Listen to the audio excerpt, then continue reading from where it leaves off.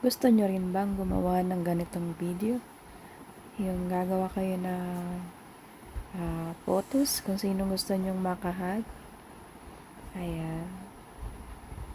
Punta tayo dito sa Google Chrome. Then search natin ng Pixverse. Pixverse V2. Ayan.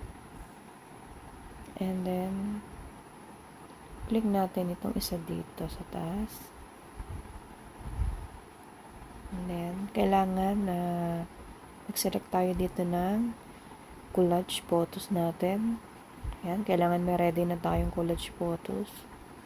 And then type natin dito ang hugging each other.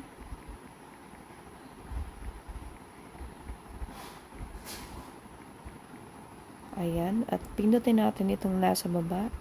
Itong kulay pink na may 3 tala. Ayan, hintayin lang natin. Ayan na po. Open natin.